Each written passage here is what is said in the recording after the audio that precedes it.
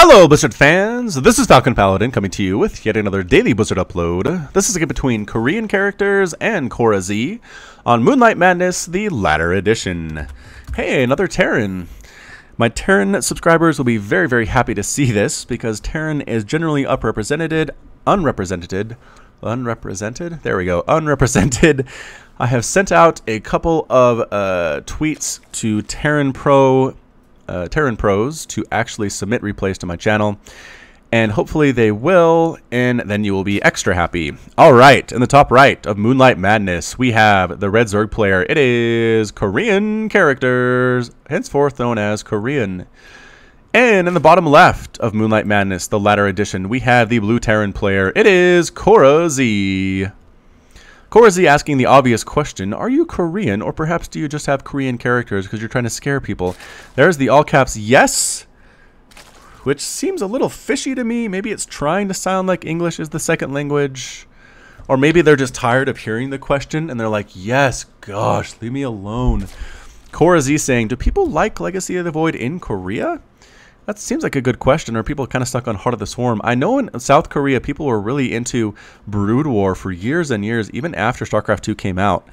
And so it kind of takes them a while to adopt. But I guess StarCraft is such a big thing over there, they really don't want to use betas or things that aren't properly balanced, I think is what it is. And so they'll stick on what they know, stick on what the game is that is on the competitive scene to make it an even playing field.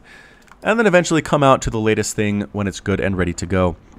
So here we have an expansion hatchery coming out there. That was before the spawning pool. Gas just popping now as well for CoraZ. And Overlord's coming to scout on out. Excellent play, but no worker scouts. Just kidding.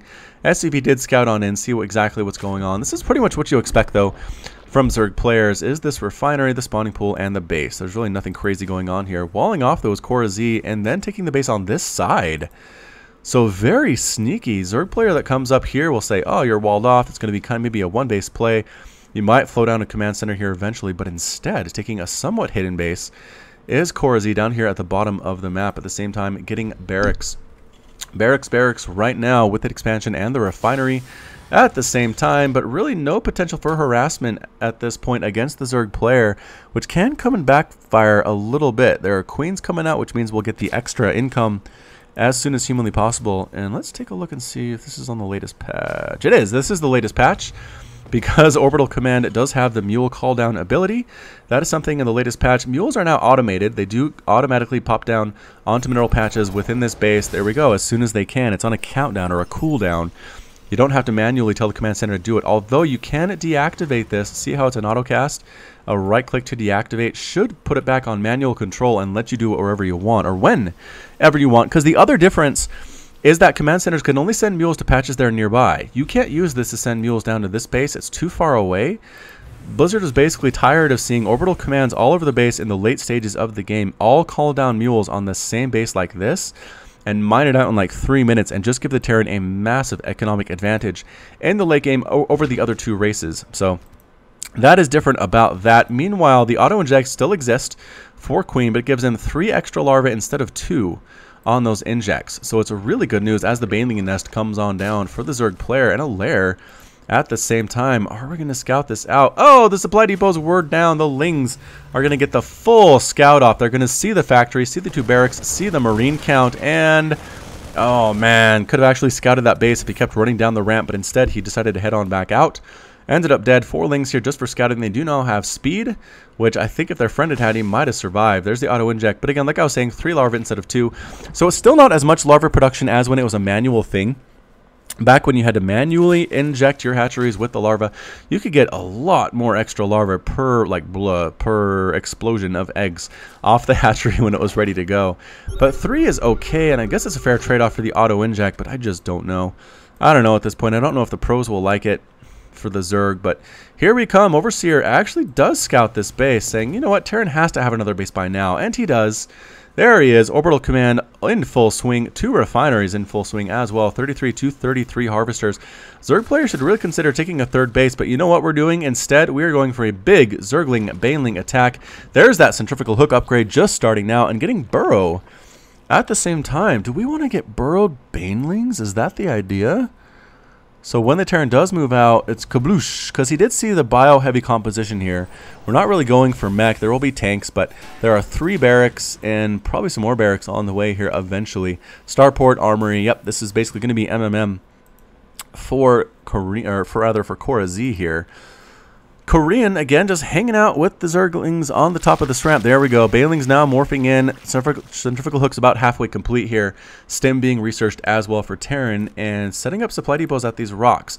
So he knows exactly when they're going to get busted down, so that he be aware of Zergling counterattacks that could swing through here as soon as this debris is gone. Very, very smartly done. Overlord, again, scouting on down this way. Going to see what he can see. He'll see the supply depot. Hey, supply depots have satellite dishes. Look at that. I wonder why. I guess providing supply, maybe you need commands for what kind of supply to provide. Like it's an incoming satellite transmission. I don't know. Here we are, though. I just don't know if this is enough Lings and Banelings to really make a difference, but there's the burrow. It's going to finish here. It does finish. Are we going to burrow on this ramp? This is pretty much the one way. This is pretty much the one way to the Zerg base for Terran. That would be interesting. Oh, tank on the high ground. Boom! Taking out a couple Zerglings, forcing the retreat. Oh, we didn't realize there were tanks on the high ground. Overlord gets sniped down by the Marines as well. And we're going to come maybe a different way. The Lings say, we don't want to attack that way. That way is scary. Can we come through this debris? But again, it will be scouted out. There are Marines here as well. They can shoot over this debris. Zerglings cannot attack through the debris, unfortunately for them. Don't try it. No, you know there are Marines here. Yeah, all of you are going to die. Again, here is our Artosalope and a Tastalope. Artosalope? Yeah, Artosalope after Tasteless and Artosis. 2 of the better StarCraft 2 casters of all time. Tasteless has been around for a long time, as well as Artosis. So, pretty fun to see those guys get some love here on this map. Whoever created it, I really don't know who it was. But either way, third base now coming up for the Zerg player. I think the timing is bad here. I think if you're going to attack with the Lings and Banelings, you need to attack. You need to make something happen, because at this point, CoraZ is up 91 to 72 supply, has 46 to 37 harvesters. A 2-basing Terran is better than a 2-basing Zerg. Third base should have been up, or we should have done something with the Banelings and the Zerglings before. Mutas at the same time. So Mutaling Bane here. Whew, for a Zerg player, Korean, I'm just not sure if that's a great idea. You have Lurkers available to you. Lurkers do really, really well against Bio, as long as they stand and fight. I have seen Terran players abuse the immobility of the Lurkers by sending Marines, Marauders, and Medevacs up to attack bases like this while the Lurkers are out in the middle of the map. It's just super dangerous, super effective. But here we come. Here come the drops with a couple Banelings. Baneling Rain on the way. Probably get some kills here. The siege tank might take out a couple of the Banelings a little bit prematurely, but I think as long as you land right here, it doesn't really matter. If the Banelings explode, they still explode. That's what they do. Small push of Vikings coming across, just barely missing the Overlords here. Probably see this Ling and try to kill it as well. Being very sneaky, though, is the Baneling Rain. Pretty darn good creep spread coming out here at the 7-minute mark for Korean. And Vikings, here it is, Baneling Rain. Gonna land right on top of all of these workers. Splash, splash, splash. Ugh, going after the tank, don't do that. There we go, going after workers. SCV body falls into the lava there. How many SCVs died? 11 SCVs died. I think there was another one that died earlier. So you got 10 SCVs for 8 Banelings. Not sure if that was a great trade, but only 5 SCVs here right now. The Vikings are trying to find the perpetrators of that heinous act, and they find them, but they're on move command. There we go. Now they're attacking. Good micro here on display from CoraZ as well. One more snipe down. Ooh, Overlord ends up dead, and this one is going to die at the same time. Now third base coming up for CoraZ. Fourth base actually finishing, though, for Korean, so kind of making up for lost time, taking the third and fourth base in quick succession. It is 97 to 119 supply. Korean is supply blocked with 6 Overlords in production as well. We are pretty much going bio. Oh, and there's a Cyclone on the way. All right, so Cyclones for CoraZ. That's what I like to see. Muta's chasing down these Vikings. Can they kill both of them before they manage to get back to safety is the question. And no. Both the Vikings end up dead. There's a Liberator here, though, going after the tank. Nope, there are Marines. The Mutas can't quite decide what they want to do, so they just retreat. They're going to go back out, back to a safer place, and go for the harassment again. These Widow Mines aren't burrowed. If they were burrowed, oh, that would have been a lot better. Taking some shots, though. Cyclones using lock-on ability. Oh, the Mutas are going to die. Look how fast these Cyclones are. Oh my gosh, that was brutal. Brutal. I haven't seen Cyclones for a while, and I just don't understand why. Look, getting an Overseer as well. So, yeah, we don't actually have to research the air attack anymore, right? I don't think we do. That was something that changed in the latest patch as well. So Cyclones can attack air and ground using lock-on ability to do 600 damage over 14 seconds and 360 damage over 14 seconds to flying targets. So less damage to the flying targets, which is nice. They generally have less HP, but another Baneling Ring attempt is coming here from Korean. I don't know if this is really going to be worth it, though. I might rather have those Banelings crashing into Marines rather than workers. 55 SCVs to 47 drones right now. Korean playing this fairly well, but at the same time, I think he's wasting units when he should just be macroing up, maxing out by now. He's pretty much been unmolested entirely by CoraZ for this long. He should have, you know, closer to 60 or 70 workers and these 4 bases on Hive Tech. It really depends on how things go. So, all right, here we go. Moving out again are the Overlords. I was going to say they're moving, but they're not. They're just kind of hanging out here. Lings swinging across, trying to find somewhere that they can attack. Small group of Marines narrowly avoids dying there, but again, coming up here, there are we're going to help the Marines. It's a joint effort between Zerglings and Marines to take down this debris, and we're going to get it very quickly. Oh, Baneling Ring again. 15 SCVs have died. Lings do manage to retreat in the face of Widowmine attacks. 7 kills, 8 kills there on those Widowmines. Happened about the same time, so this missile turret might burn down, an extra casualty of the Baneling Ring. So 5 more SCVs died in that attack. For that number of Banelings, I just don't know if it's worth it. Why are you killing your own creep tumors? What is going on? That's really weird. I don't know why the Zerg was killing his own creep tumors. Alright, either way, here we are with a small group of Marines at the Selnog Watchtower up against the wall very, very smartly as well. And with the high ground, Cyclones, oh, take out the burrowed Banelings. Ugh, using the lock-on ability seems like overkill, but at the same time, who knows? And just kind of stacking up again. So it's kind of a Bio-Widowmine Cyclone type army here for CoraZ as well as Liberators. Actually, do we have any of those? We do have a single Liberator on the map right now. +3 Carapace on the way as well as +1 missile attack. So I don't know what the plan is for Korean Zerg, but this Cyclone army is pretty scary as is. You gotta take out, oh, I forgot to take out buildings with this. Yep. These poor Spore Crawlers are forced to retreat in the face. They do get one of the Spore Crawlers, and could we get a surround with the Lings? We do. And Banelings come crashing on in. Hydras as well. All the Cyclones end up dead. Wow. Wow, wow, wow, wow, wow. Good micro on display from Korean there, getting the Zergling wraparound. And then we had, yep, morphing in Lurkers here. Hydras come in, Mutas come in, and just snipe them all down. Just burn them down super quickly. So, I like to see that. Now replacing these creep tumors that we killed before. Not entirely sure what that was all about, but whatever at this point.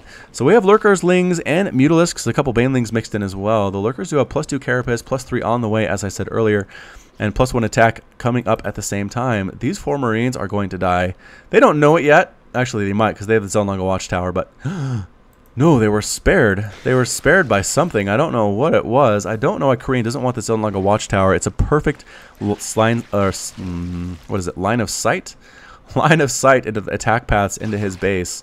Creep Tumors, again, are coming out here. Another base on the way for Korean, and another base at the same time for Cora. So Cora keeping up here on the macro. Cora is maxed out at 200 supply. Armies split up into different areas across the map. He's basically inviting the Zerg to attack into one of these areas, and he feels confident that he can handle it. Missile turrets coming up as well. Widow Mines. This reminds me of one of the early missions in vanilla StarCraft, where you had to hold off against the Zerg onslaught for like 30 minutes, and it was really hard the first time I tried it, but man, after that, after I came back through after a couple years, it was so much easier. Being able to macro as Terran got a little bit better. So taking out creep tumors, sniping stuff down. This little hit squad is doing a great job, and they want to continue on. They can't quite decide. They decide to head on back home.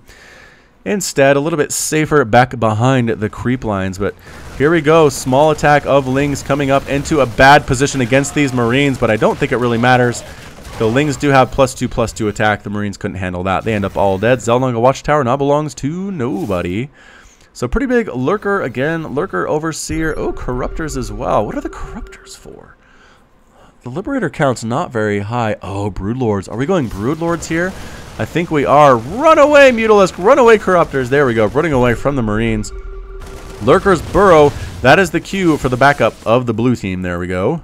Moving on out of there. Whew. This has been a pretty intense little game here for the past 14 minutes. No queen at this base. That's an interesting decision from our Zerg player. No queen here either. So actually no queen there either. Korean Zerg, you need queens. They're really, really good. Alright, meanwhile, we are getting, is that +3 weapons? It is. Shipped weapons and plating at the same time. Yikes, those cyclones are going to hit so hard. Let's see, right now they do 22 damage. I don't think it actually increases the spell damage. No, it does not. So lock-on still hits as much as it's going to hit. Small attack here with a couple Hellbats, Marines, and a Marauder or two. One Marauder trying to take down this debris. Going to take a while. They only have no upgrades whatsoever. But they'll get there eventually, because I don't think CoraZ is really paying attention to this at all. This base is entirely undefended at the same time, and this is where the Lurker Den is too. Losing the Lurker Den would not be a good thing for Korean at all, but we have Broodlords, we have Lurkers. Oh man, this looks pretty scary for our Terran player. But again, what are we doing? Muta Harass trying to come in here, but man, there are missile turrets everywhere. Mutas try to swing on into the main base and kill what they can kill. There's a siege tank you can get. But nope, not interested in doing that. Taking out a queen here, and yep, going after the Lurker Den. Lurker Den is being burned down. Small attack of Marines trying to come through here. Marines, Hellbats, and the Zerglings get chased away. Muta's wailing away on buildings, but not really doing much whatsoever. There we go. Baneling hits, crashing. Lurkers killing everything that is left, forcing the retreat. Stutter step stimming from the Marines. The Lurker Den has completely died. All these workers as well, I think, might die before the Lurkers can come save them. Lurkers, save the workers, and yes, all the Marines get cleaned up by those spines. The hatchery is saved, but at what cost? Another drop back here. Liberators, actually just kidding, Liberators can't kill that building, and there's no workers to kill, I don't think. Were there workers? 4 kills, 4 kills, 3 kills, 9 kills. Okay, looks like there actually might have been workers there.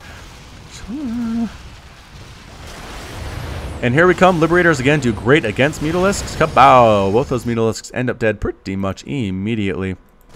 Base is still running though. Number of drones that have been lost is 20 in this game. Pretty big number here. Small group again. And spine, all dead. One shot, completely gone. Vikings are not. Liberators now flying around trying to find Overlords to kill. Just on an Overlord hunt. I like this. Might actually supply block the Zerg army here. It's 164 to 160 supplied. Oh, 173. Core macroing pretty darn well at this point here at the 17-minute mark. Defender mode being set up right there. Do we have defender mode anywhere else on the map? Not really. These Marines are going after this debris now.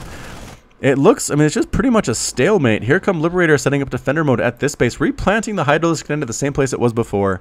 Very brave. 3 circles come in for defender mode. All these workers are going to die. The drones do not run away in time. And actually, nope, leaving this drone alive. Very happy drone. No, these two drones on the gas are left alone very happily. Corruptors come in. Corruptors in this number. Woo! And this number against this many Liberators is going to work, especially with a +1 Carapace upgrade on those flying units. The Lurkers come up to set up siege, but Widowmine shots killing everything. There's the burrow. There's the scan. The Cyclones come in using the lock-on ability. It's going to be Cyclone versus Lurker. Who's going to win that battle? Whoa! Lurkers won that battle, absolutely for sure. Wow, that was a lot of dead Cyclones. Maybe that's why I haven't seen Cyclones as much. Lurkers just do super well against them. I guess Cyclones are armored. So 33 damage per swipe against armored. Here's another attack with Marines here at the same time. That base is completely on lockdown. The Broodlords are triggering Widowmine hits. I like that. And just kind of flying around with Corruptors, with Broodlords. Not quite sure where they want to attack, recognizing there is a defender mode here. This base completely ends up dead. These drones aren't even attacking. Widowmine shot fired. Yes. Does actually hurt a couple of the Lurkers. Lurkers need to burrow. They do manage to burrow. The scan comes down, but it's not enough. Both the Lurkers survive. Broodlords flying around on their own is a little bit dangerous. Any Liberators around here would be able to kill them fairly quickly. And swooping down, taking out a Marine that was holding that Zelnaga watchtower. Now being held by Broodlings for about 2 seconds. And now nobody has it again. Big attack coming up. And yep, the Liberators trying to do what they can. Lurkers trying to snipe down. Yep, gets the Widowmine. Widowmines are completely gone from this area except for this one. Cyclones again trying to lock down on the Broodlords. Oh, Widowmine shot actually hits his own stuff there. Corruptors come in, snipe down one of the Liberators. This part of the wall is not very strong, and the micro on display here is pretty good. Lurkers again burrowing, throwing spines everywhere. The Cyclones need to retreat. Indeed they do. Raining down fire from this part. There are planetary fortress up, though. They've been completely breached by Korean Zerg, taking out production buildings piece by piece by piece. The Broodlords are here. The Liberator army here too, but the Corruptors doing great work against these Liberators, splitting up as well, taking out 2 factories, running up the ramp, trying to deal with this army. And yeah, idle SCVs at the same time are prime pickings for these Broodlords, raining down from the high ground, trying to kill what they can. More Broodlords, more Corruptors in production, Vikings in production, as well as Cyclones for our Terran player. Refineries being taken down. It is SCV versus Broodling at this point, and man, the Broodlings are winning that battle every single time. +3, +3 Broodlings are a little bit tougher than you would expect. These Marines that are just been built do get taken down as well. Is that one going to survive? No! Friendly siege fire comes on in. Viking Liberator might be enough to actually save this. The Lurkers need to burrow. There we go. The Lurkers burrow. They're going to town on these buildings as well. Here come the Corruptors, though. Corruptor against Liberator against Viking. And the Corruptor count is slowly whittling down. There are 3, 4, 5 of them left. All very low on health. More Vikings come to join the party. The Broodlords need to kill what they can while they can, because they are very short for this life. More Corruptors come on in, trying to kill, but the Viking count is so high. That +3 ship plating helping them survive. The Broodlords going after the engineering bay, going after the armories. I don't know if it matters right now. Not many upgrades are available to the Terran player. Lurkers, though, burrowing at this base as well. This one is visible, however. Cyclone ends up dead. Does get the single Lurker. All the supply depots are in danger. Broodlords getting sniped down by the Vikings from the air, and Broodlord, final one, ends up dead. Does get a supply depot, though, with its last breath. Cyclones come in, take care of this base. Everybody ends up dead at the same time. The Lurkers are burrowed. All the supply depots are down. CoraZ supply block, something fierce right now. Don't land in here. Oh, they land in there. They get 1 Lurker. Can they get all of them is going to be the question. The Vikings are dying so quickly. Oh no, SCV is getting murdered as they try to run through safely. This guy survives somehow. Good angles, I think, is what it is. A Ling attack, though, coming in to take out missile turrets, sniping down workers at the same time. Defender mode could be really useful here at CoraZ, but I think it's focusing on attacking this way with the Cyclones, taking out individual bases. Banelings and Lings are coming in to take out all of this production. Look at these factories. Look at these starports as well. The Cyclones can't get up this ramp because these 2 are blocking it. Oh, no. But I think all these buildings are going to die. Do they have the adrenal glands upgrade? They do not have adrenal glands. I didn't think they did. But yeah, all these buildings are going to die. The Cyclones do manage to get this hatchery finally, going after all of these drones as well, getting the Roach Warren, getting the extractors. The Lings are still taking out these buildings, and that's it. Oh, that's actually it. What on earth? GG from Korean. CoraZ's victorious, and Korean has left the game. I did not expect that at all. 60 Harvesters, 60 SCVs have died in this game. It was 15-20.